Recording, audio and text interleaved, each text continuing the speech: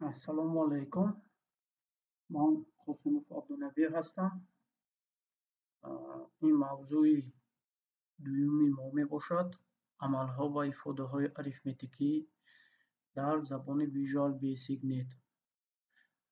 Дар ин видео мо омӯзиши забони барномасозии Visual Basic Net-ро давом медиҳем.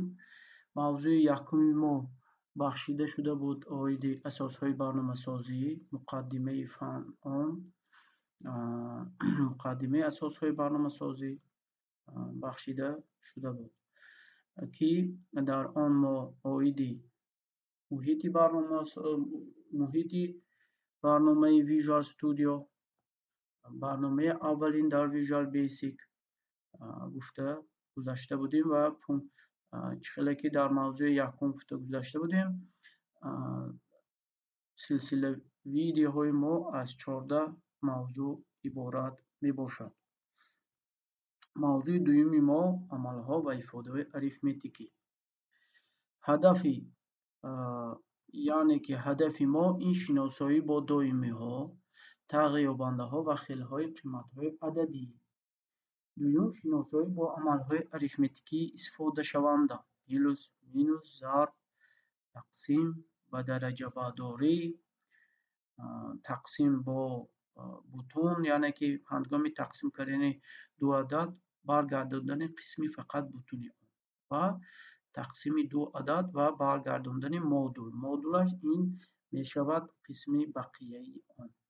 аз худкунии тарзҳои дурусти навиштани ифодаҳои арифметикӣ, истифодаи тартиби қоидавии иҷрошавии амалҳо ва дигаргунии тартиби иҷрошавӣ бо ёрии қавсҳо. Омӯхтани тарзҳои истифодаи нишондоди бахшиш, зиёдкунии қимати тағйирёбанда, шиносоӣ бо функсияҳои математикӣ аз гурӯҳи синфи маҳз ва тарзи истифодабарии онҳо, аз худкунии тарзи истифодабарии элементи идоракунии текстбокс ҳадафҳои мо мебошад. Тағйирёбандаҳо эълонкунӣ дар Visual Basic чунин аст. Бо калимаи калидии дим номи тағйирёбандаро мемонем. ҳангоми гузоштани номи тағйирёбанда бояд бо якчанд қоидаҳо шинос шавем. мо метавонем бо ҳарф сар кунем. Хубаш бисёртар дар забони барномасозӣ ҳарфҳои лотинӣ истифода кунем. ҳангоми номи тағйирёбандаҳоро истифода кардан бояд аз калимаҳои лотинӣ, аз ҳарфҳои лотинӣ истифода кунем. сабаб дар он аст ки худи забонҳои барномасозӣ бо фармонҳои онҳоро нигоҳ кунем, боз калимаҳои англисӣ нависта шуда истодааст. Мана as бо калимаи калидии as инам навишта мешавад ҳатман. баъд типи маълумоти он дар ин ҷо double истифода шуда истодааст, ки ин double ҳам қимати бутунро, ададии бутунро қабул мекунад, ҳам касрӣ, яъне ки виргулдор мегӯем. дар ҳангоми навишт эълон кардан мо бояд номи тағйирёбандаро набояд бо рақам сар кунем. Ҳамин нуқтаи муҳимро бояд шумо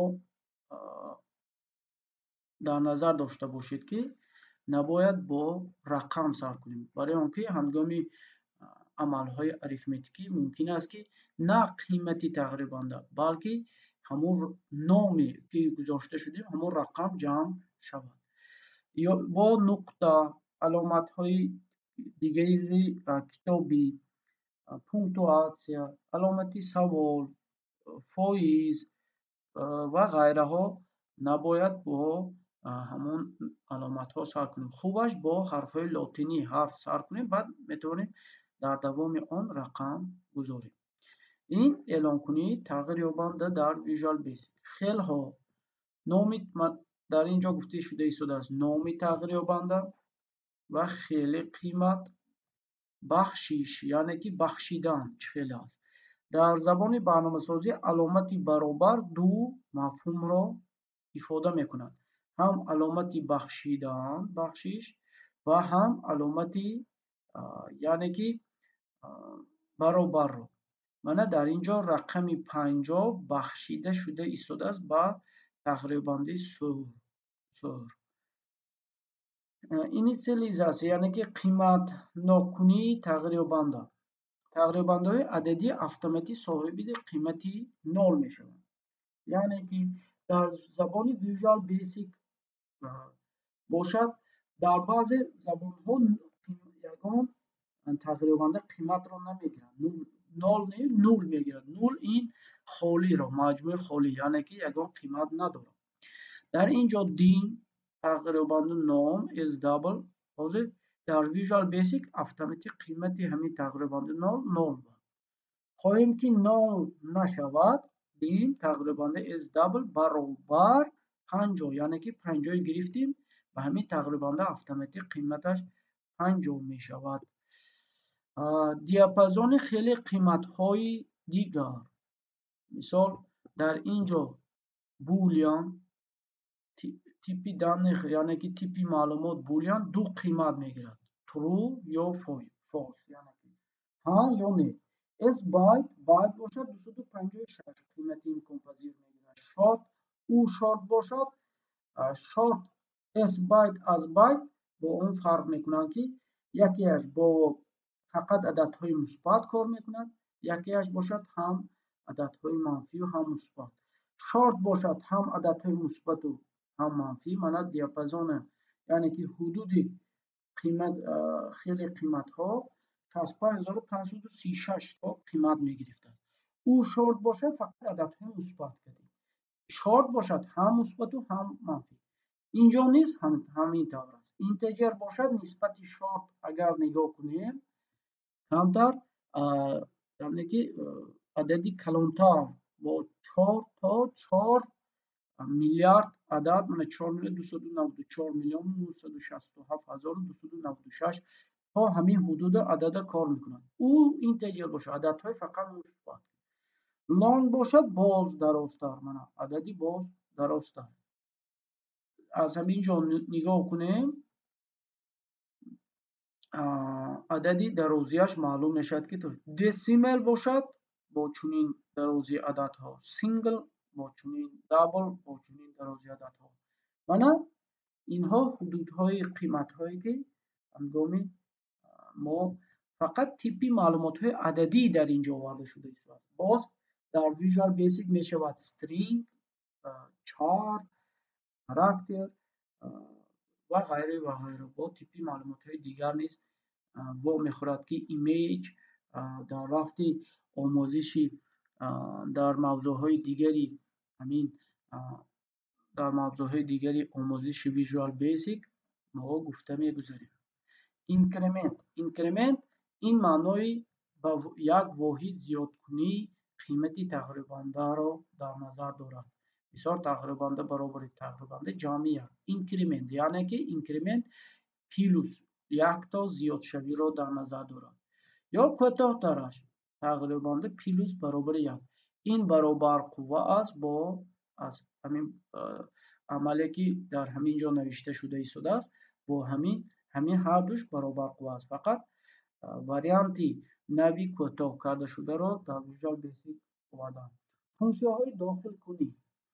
функсияҳои дохилкунӣ инҳо мешаванд, пеш аз он ки мо функсияҳои дохилкуниро ба шумо омӯзонем, ман дар ҳамин Visual Studio ду режими ҳалли масъаларо нишон медиҳам.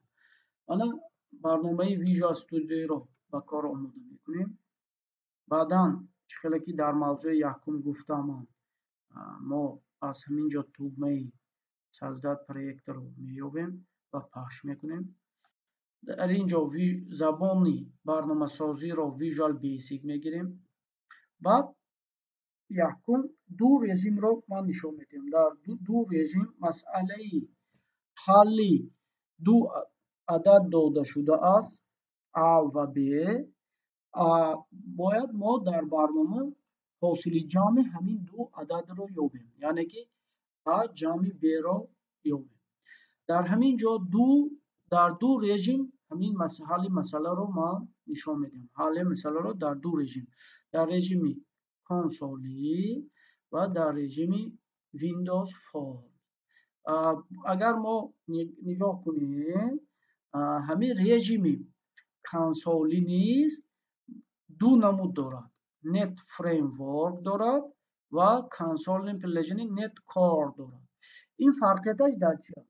نت کار باشد، در محیط نت کار اگر ما کد نویسیم و برنامه رو آماده کنیم، در اینجا نوشته شده ایستاده است که проект для создания приложений командной строки, который может выполняться в среде NetCore و Windows, Linux и macOS. یعنی که این NetCore کراس پلتفرمی می باشد. کراس پلتفرمی معنای چی را دارد؟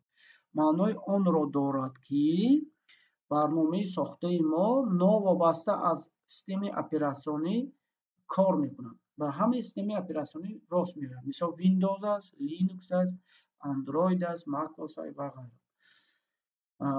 معنی نت فریمورک باشد، فقط برنامه ما برای ویندوز فرم اپلیکیشن. همین پونکت رو میگیریم، می نویسیم حساب سوم دو عدد، نام برنامه ما رو سوم دو عدد میمونیم و در دوامش می نویسم که من کنسول، یعنی که فرقیت کنم با فرمایی که ما می سازیم. ویندوز پلیژن نت فور ویژوال بیسیک رو گرفتیم، سوم دو عدد کنسول. البته جای همین پروژه ما رو با رابطی стол میمونیم. برای چی؟ برای اینکه ما باز یافتن فایل ما آسان شد. کار رو با کار آماده میکنیم برنامه رو.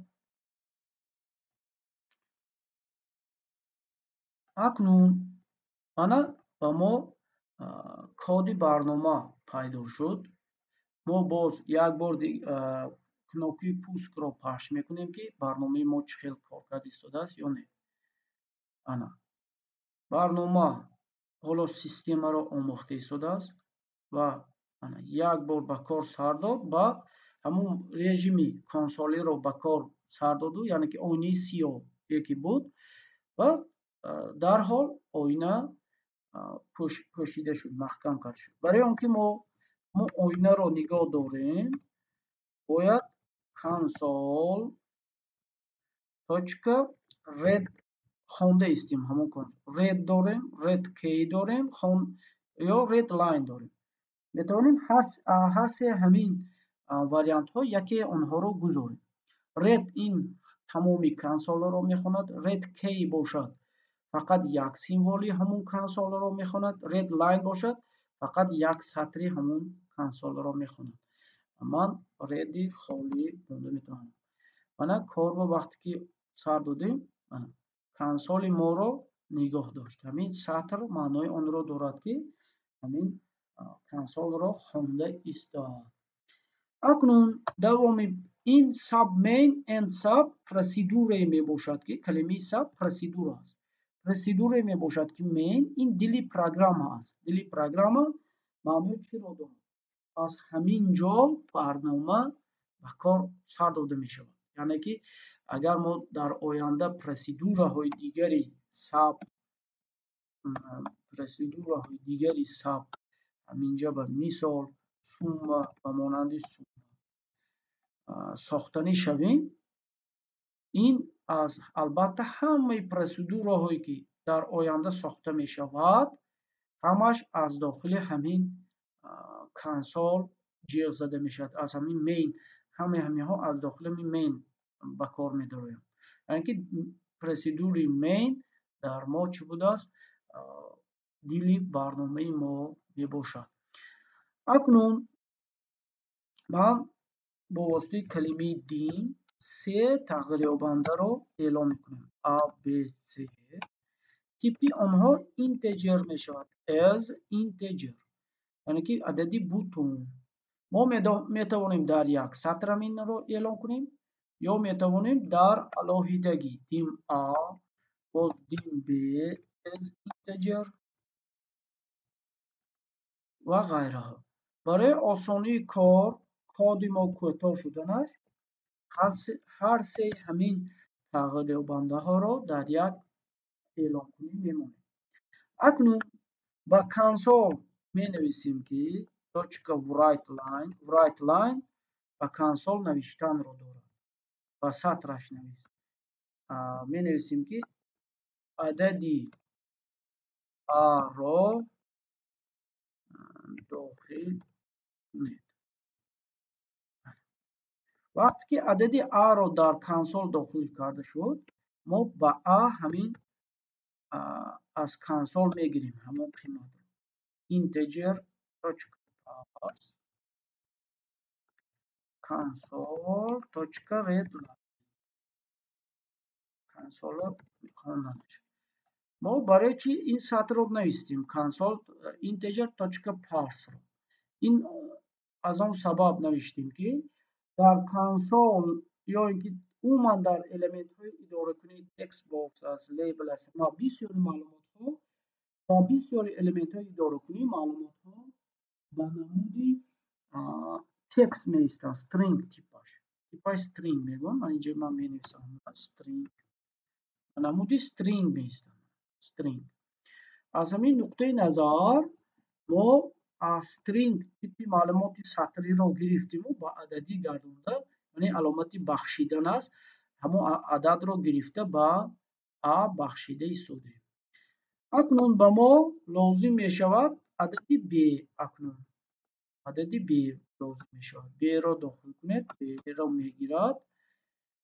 بعد اکنون با اس ما همین دو عددی بخشیده شده رو ا پلس ب میگیریم، جمع میکنیم.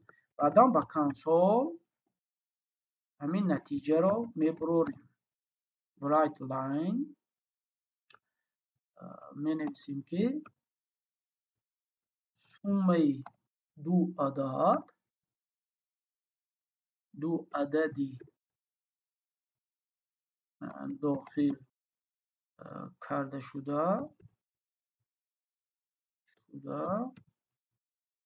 برابر پیلوس اس کی همین سی کی تیپش اینتجر هست، چخیلی که گفتیم کنسول معلومات هاش استرینگ میستد و اونجا تو استرینگ کرده میبخشه.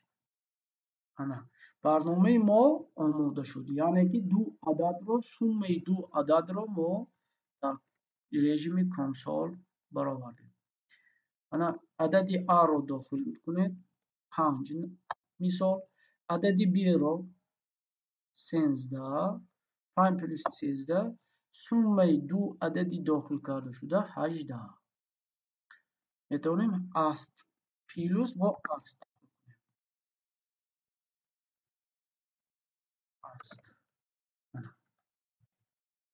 خب میسنجیم. عددی یکم 7 عددی دوم 1 سوم دو عددی داخل کرده شده 8 است. انا این رژیم کنسولی. اکنون همین مسئله رو من برنامه رو محکم کردم. اکنون همین مسئله رو من در رژیم فرم نشون میدم. باز برنامه رو با کار آماده میکنیم، زبان رو میگیریم. فقط در اینجا رژیم کنسول نه، رژیم ویندوز فرمز رو میگیرم و اینجا نیست سومه دو عدد میمونه.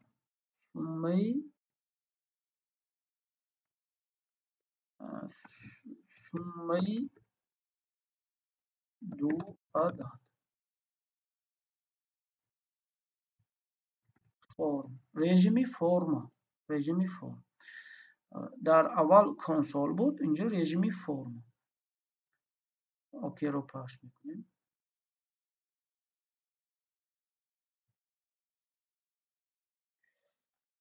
مانا رژیم فرم رو ساختیم.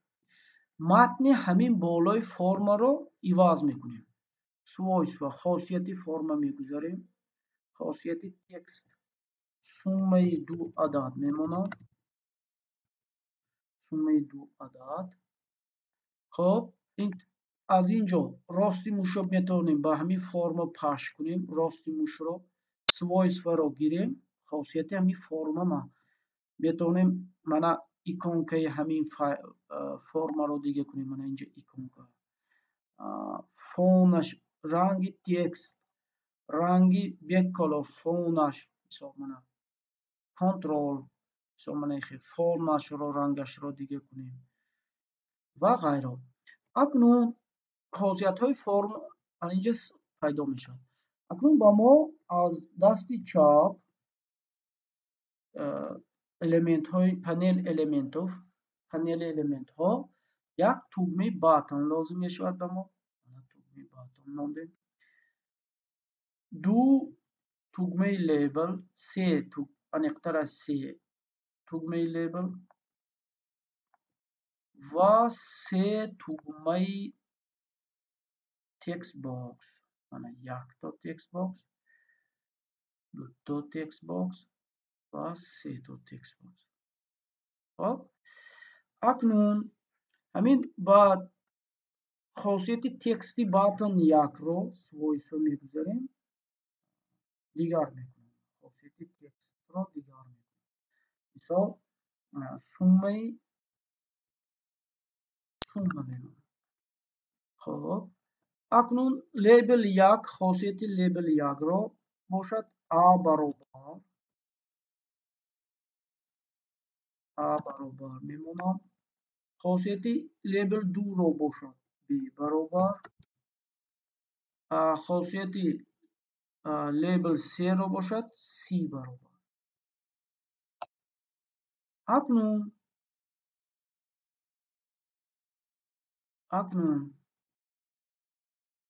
من کمتر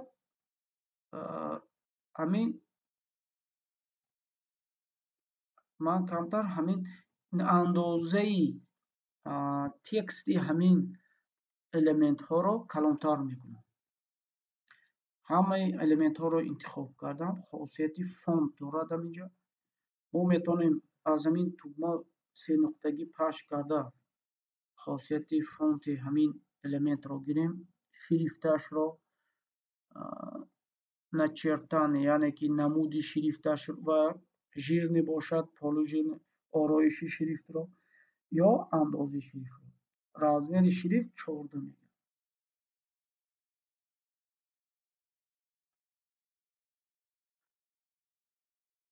14 شد. اکنون باید چی شود؟ سوم A B داخل میکنیم. سوم رو پخش میکنیم و اینجا سومی همون دو جمع همین عدد پیدا میشود. توگمه پوسک رو پخش میکنم.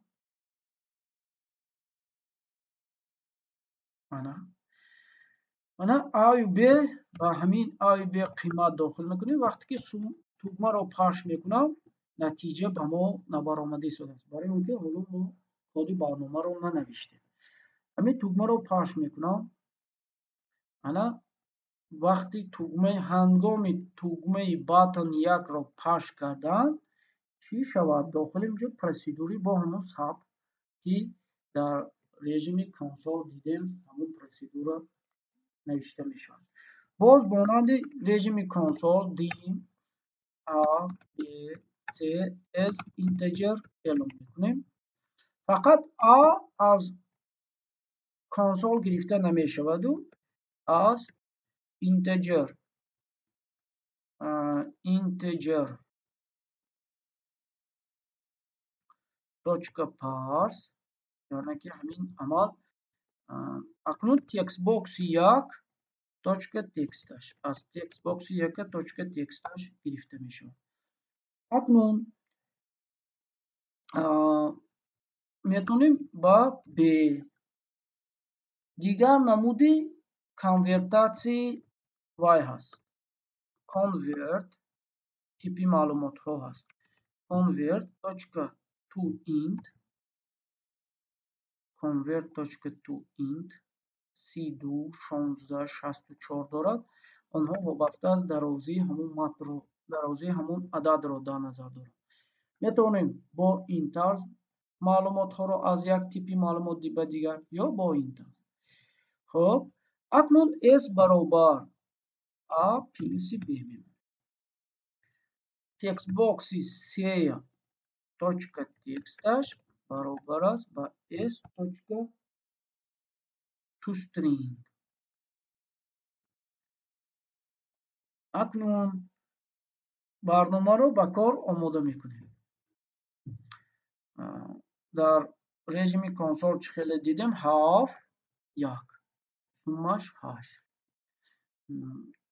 қиматҳоро дохил кардан мегирем. суммаш 106 ва ғайра. ана ин буд дар ду режим ман ҳам режими консол ҳам режими форма як ҳалли масъаларо нишон додам. ин фарқияташро дидед ки фақат дар ин ҷо текст бокс 1 дар он ҷо консол истифода мешавад. дигар ҳолатҳош ягона аст. фақат шумо мантиқи ё логикаи ҳамин ҳалли масъаларо фаҳмед. хоб акнун дар давоми дарс функсияҳои дохилкунӣ гуфтем. қиматҳои функсия бармегардонад. return қиматро бармегардонад дар Visual Basic.